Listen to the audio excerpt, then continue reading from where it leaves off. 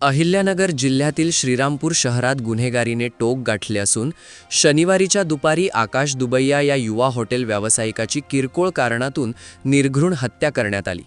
या घटनेच्या निषेधार्थ आज श्रीरामपूर शहरात सर्वपक्षीय कार्यकर्ते, व्यापारी आणि सामान्य नागरिकांनी एकत्र येत कडकडीत श्रीरामपूर बंद पाळला।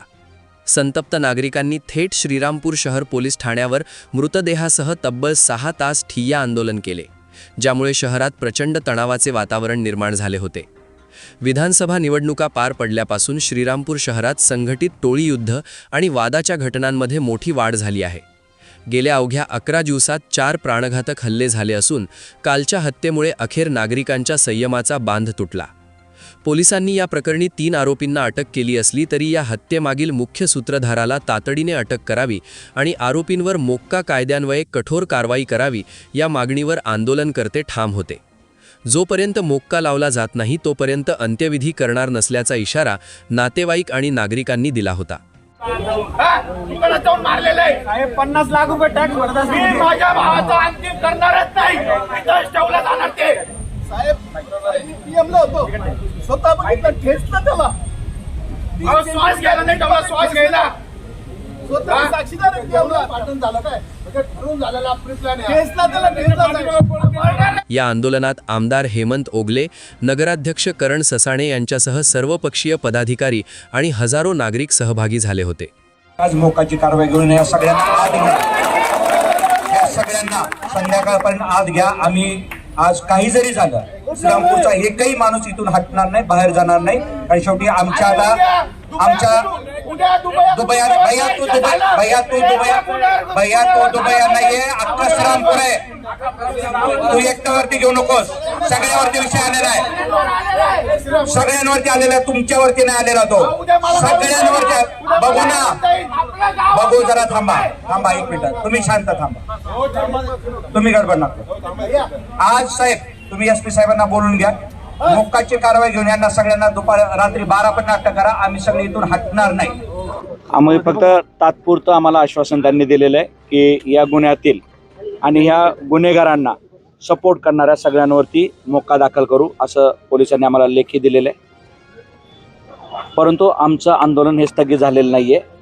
आमचं श्रीरामपूरचा बंदचा जो विषय आहे तो बेमुदत बंदचा विषय आमचा चालूच राहणार आहे, जोपर्यंत या सर्व आरोपींवरती मोक्काचा गुन्हा दाखल होत नाही, यांच्यावरती कारवाई होत नाही आणि आमच्या आकाशला न्याय मिळत नाही, तोपर्यंत हे आमचं आंदोलन थांबणार नाही। आम्ही आज जसा बंद आहे तसाच उद्याही सकाळी, उद्यापासून पूर्णपणे श्रीरामपूर बेमुदत बंद राहणार आहे। बुधवारी सकाळी आम्ही 11च्या दरम्यान मोर्चा काढणार आहोत या सर्व गोष्टीच्या विरोधात। त्यामुळं आंदोलन हे फक्त तात्पुरतं आज, कारण अंत्यविधी होणं गरजेचं होतं। त्याला ज्या पद्धतीने त्याची निर्गुण हत्या झाली आहे ती अतिशय वाईट हत्या झालेली, आणि याच्यातून एक पोलिसांना आम्ही विनंती केली, पोलिसांना सांगितलं की तुम्ही इथले खरे रक्षणकर्ते आहेत का भक्षणकर्ते हे एकदा ठरवा। पोलिसही त्यांची भूमिका त्यांनी आज कणखर घेतलेली आहे। आम्ही अपेक्षा करतो की ते येत्या 2 ते 3 दिवसात हा पूर्ण प्रस्ताव मोक्काचा तयार करून या संघटित गुन्हेगारांना यांच्यावरती गुन्हा दाखल करतील आणि यांच्यावरती सक्त कारवाई करतील, अशी आमची अपेक्षा आहे। परंतु जोपर्यंत हे सगळं होत नाही तोपर्यंत आमचं सगळ्यांचं आंदोलन चालूच राहणार आहे। श्रीरामपूर बंदची हाक आहे ती पूर्ण श्रीरामपूर बेमुदत बंद राहणार आहे जोपर्यंत याच्यावरती निर्णय होत नाही। कालची घटना ही फक्त एक गुन्हेगारीच्या डोंगराचा टोक आहे। मागच्या 4-5 वर्षापासून या श्रीरामपूर शहरामध्ये प्रचंड मोठ्या प्रमाणावरती संघटित गुन्हेगारी आणि त्या माध्यमातून मोठं अर्थकारण चालू आहे, आणि त्या माध्यमातून अल्पवयीन मुलांना ड्रग्स देऊन किंवा नशेचे पदार्थ खाऊ घालून त्यांच्याकडून गुन्हेगारी कृत्य करण्याचं काम चालू आहे, आणि त्याचाच हा कालचा भाग आहे। घडलेली घटना ही अत्यंत दुर्दैवी आहे, आणि या निमित्ताने सगळे गावकरी एकत्र येऊन हा जो ठिय्या आंदोलन केलं त्याला 6 तास झाले, आणि 6 तासानंतर पोलीस प्रशासनाने लेखी आश्वासन दिलेलं आहे की संबंधित गुन्हेगारांवरती मोक्का अंतर्गत संघटित गुन्हेगारी कायद्याअंतर्गत कारवाई करणार आहे। त्याच्यामुळं पोलिसांच्या विनंतीला मान देऊन सर्व गावकऱ्यांनी त्यांचा विश्वास ठेवलेला आहे। मी आपल्या माध्यमातून एक आशा व्यक्त करतो की जो विश्वास पोलिसांनी दाखवला आहे तो विश्वास सार्थ व्हावा, कारण की मागच्या 4-5 वर्षापूर्वीपासून श्रीरामपूर पोलिसांवरती सर्वसामान्य लोकांचा विश्वास संपलेला आहे, त्यांना आधार वाटत नाही। 30-40% पोलीस हे गुन्हेगारांसाठीच काम करतात. एखादा माणूस गुन्हेगाराविरोधामध्ये ज्यावेळेस फिर्याद द्यायला येतो, संबंधित पोलीसच त्या गुन्हेगाराला सांगतात की असं होतंय, तू इकडे ये. मग ते इथे येतात, सेटलमेंट होती, दमदाटी होती आणि गुन्हे दाखल होत नाही. आणि पोलीस म्हणतात आज की SP साहेब म्हणतात की गुन्हे दाखल करा, परंतु याची मागची पार्श्वभूमी सुद्धा समजली पाहिजे. जे सर्वसामान्य माणसाला समजतं ते SP साहेबाला का बरं समजत नाही, हा पण प्रश्न आहे. त्यामुळं जो काही विश्वास मान्य SP साहेबांनी आणि पोलिसांनी दाखवला आहे सर्वसामान्य श्रीरामपूरकरांना, तो सार्थ व्हावा आणि मोका अंतर्गत या सर्व संघटित गुन्हेगारांवरती कारवाई होऊन सर्वांना अटक व्हावी, त्यांच्यावर शासन व्हावं, एवढी सर्वांच्या वतीने विनंती. पोलीस अधीक्षक सुदर्शन मुमक्का स्वतः पोलीस ठाण्यात दाखल झाले. त्यांनी आंदोलकांशी चर्चा करून गुन्हेगारांवर कठोर कारवाई करण्याचे आणि शहरातील गुन्हेगारी मोडीत काढण्याचे लेखी आश्वासन दिले. त्यानंतर तब्बल 6 तासांनी ठिय्या आंदोलन स्थगित करण्यात आले. सर्वांना माहित आहे की काल दुपारी 3:30 वाजता असा घटना घडल्या की 3 आरोपी म्हणजे नेमका जे सूरज जाधव, यश जाधव आणि ओम, त्यांना काही दारू पिऊन ते लॉजला गेला होता मित्रांना भेटण्यासाठी. तिकडे पण काही दारू पिलेला होता आणि जेवणासाठी ते खाली आला आणि जेवण जे खालीचे जे वेटर्स आणि शेफनं सांगितलं की खतम झालेला आहे टाइम, तो तरी पण ते आरडवलं गेले की आम्हाला खाण्याचं द्या म्हणून. ते त्यामध्ये ते झटापटी झालेला आहे आणि एवढा दारू पिऊन होता, त्यांना मारहाण केला सुरू केलेला. त्यामध्ये जे मिटवण्यासाठी जे ओनर आणि त्यांचे मुलगा ते गेला होता, त्या हा झटापटीमध्ये ते काही मोठा टिपाई घेऊन ते आता वार केलं होतं. त्यामध्ये त्यांना फेसमध्ये इंजुरी झालेला आहे. त्या फेसच्या इंजुरीमुळे, त्या इंटरनल ब्लिडिंगमुळे ते मरण पावलेलं आहे. त्या अनुषंगाने आम्ही 2 लोकांना लगेच अटक केला होता आणि एक फरार होता, त्यांना पण रात्री आम्ही अटक केलेला आहे. बट एक माणूस जे आरोपी आहे सूरज जाधव, ते पण त्यांच्या पण गंभीर जखमी झाल्यामुळे ते हॉस्पिटल ऍडमिट केलेला आहे. तो त्यांच्या जबाब नोंद करणं बाकी आहे. तो दोघांना अटक केलेला आहे. आतापर्यंत तपास सुरू आहे आमच्याकडून. ते जे घटना घडली ते अत्यंत दुर्दैव आहे. त्याबद्दल आम्ही पण सिरियस घेतलेला आहे आणि आम्ही लवकरात लवकर त्यांच्या जास्त निष्पन्न करून गुन्हेगारांना त्यांच्यावर कडक कलम लावून इमिडिएटली चार्जशीट करून आणि कोर्टाला विनंती करून लवकरात त्यांची शिक्षा देण्यासाठी आमचा प्रयत्न चालू आहे. सर, गेल्या 10 दिवसात 4 प्राण घालण्याच्या घटना या शहरात घडल्या, त्यामुळे कुठेतरी संघटित टोळ्या आता या इथं कार्यरत आहेत. त्यांच्यावर आता कशा पद्धतीचा या पूर्ण रेकॉर्ड आमच्याकडे आहे. त्या अनुषंगाने आम्ही कारवाई सुरू केली आहे. बरेच लोकांना आम्ही अरेस्ट पण केलेला आहे. त्यामध्ये मोठा कलम म्हणजे मोकासारखा नाही तर संघटित गुन्हेगारचे जे नवीन 111चा कलम पण लावणार आहे. तो अजून जे लोकांना आम्ही हा माध्यमातून सर्वांना विनंती करतो, जे कंप्लेंट समोर आलेल्या नाही आणि तुम्हाला असं वाटत आहे की हा कंप्लेंट हिंमत नाही, कोणी आम्हाला कोणता दबाव नाहीये. आम्ही तुमच्यासाठी इकडे बसलेला आहे. कायदा चालवण्यासाठी आम्ही इकडे बसलेला आहे. कोणती तुम्हाला धमकी दिली तर फोनवर किंवा बाहेर तुम्ही लगेच आम्हाला कळवा. आम्ही त्यांच्यावर कठोर कारवाई करणार आहे. मी हे सिरियसली घेतलेलं आहे आणि श्रीरामपूरला सुधारण्यासाठी पोलीस कटिबद्ध आहे. आणि तसेच पूर्ण मीडिया मित्रांना पण विनंती करतो, नागरिकांना विनंती करतो, तुम्ही आम्हाला विश्वास ठेवा. आम्ही जे गुन्हेगार आहे, जे डिस्टर्बिंग करणार आहे सिटीमध्ये, त्यांना पूर्ण काढून त्यांच्यावर कारवाई करणार आहे. दिवसभर जे आंदोलन झालं त्यात एक तक्रार करण्यात आली सगळ्याच नागरिकांकडून. एक आका आहे या ठिकाणी, तो सगळे हे हँडल करतो, त्याचं नाव घ्यायला कोणी तयार नाही. त्या आकाचा शोध आता पोलिसांना लावायची काय? आमच्याकडे जे रेकॉर्ड आहे, जे आता जे नवीन गुन्हे दाखल त्यामध्ये पण आम्ही शोधणार आहे. त्यांचा 1% पण त्यांचा रोल आहे, त्यांच्यावर आम्ही कडक कारवाई करणार आहेत. श्रीरामपूर शहरासह तालुक्यामध्ये मोठ्या प्रमाणात अवैध धंदे सुरू आहे. याच माध्यमातून गुन्हेगारीचे प्रकार समोर येत आहेत. तसं याच्यावर सगळं आम्ही त्यांचे पूर्ण बंद करणार आहेत. आधी अजिबात आम्ही सहन करणार नाहीये. तुमच्याकडे काही माहिती असतील आम्ही लगेच त्यांच्यावर कारवाई करणार आहे. आम्ही ऍडिशनल टीम्स पण इकडे थांबलेला आहे आणि एवढा फोकस आहे आता श्रीरामपूर सिटीमध्ये.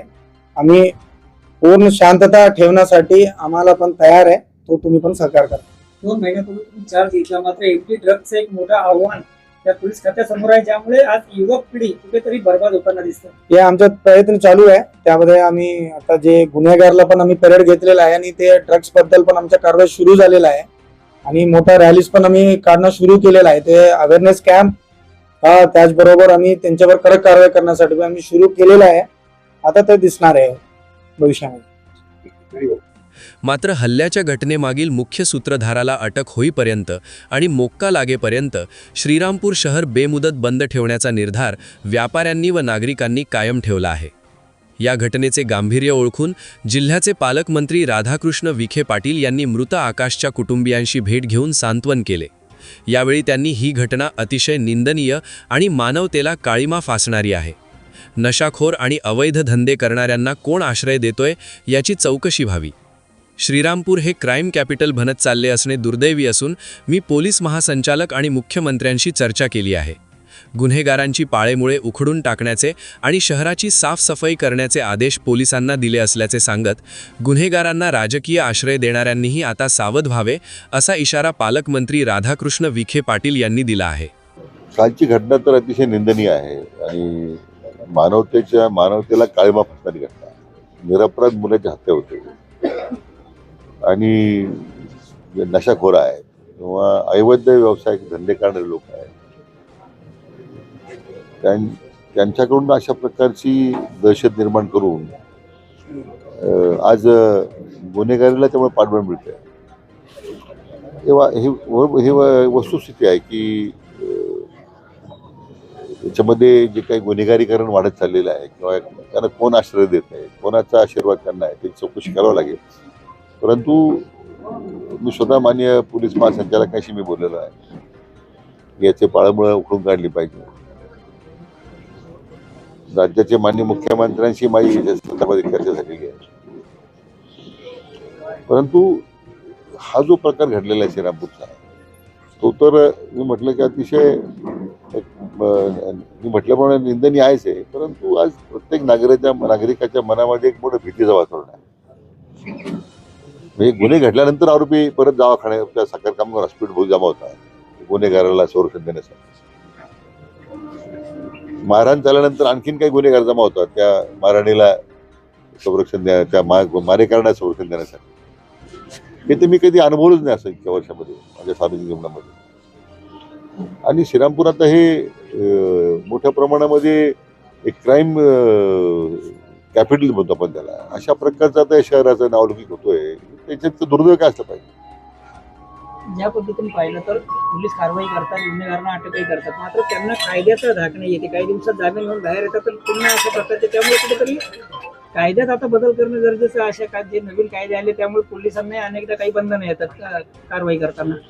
हे कायदे तर पुष्कळ कडक केलेले आहे. आता माननीय मुख्यमंत्र्यांनी या संबंधामध्ये जी अंमली पदार्थ विरोधी मोहीम आहे सरकारची, त्याच्यामध्ये आता विशेष लक्ष त्यांनी दिलेलं आहे.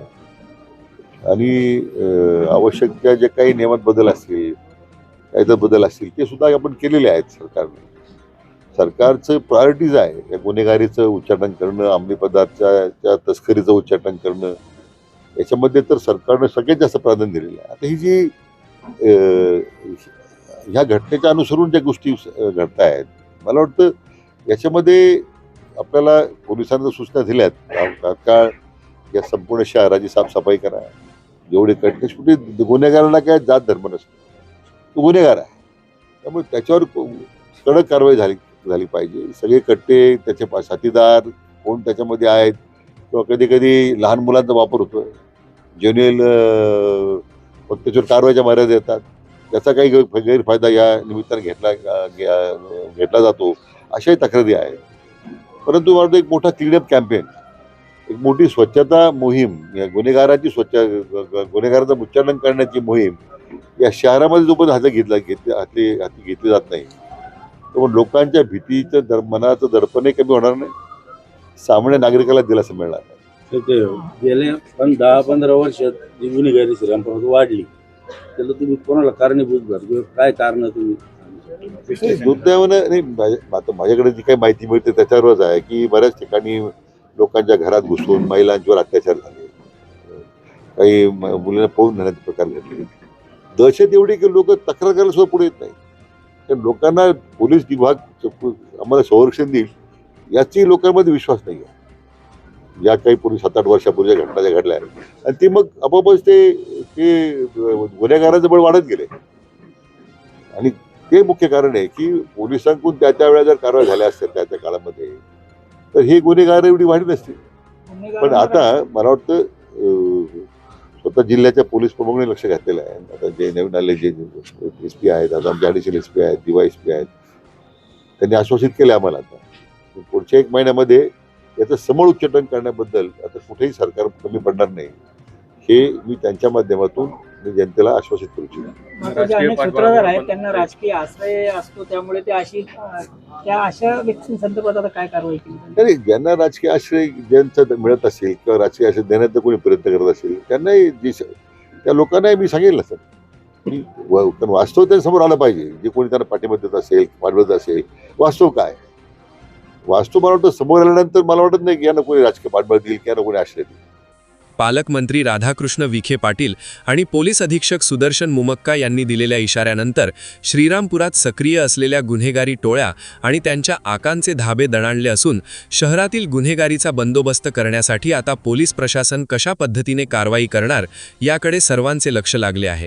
याविषयी S न्यूज मराठी वाहिनीने घेतलेला ब्युरो रिपोर्ट.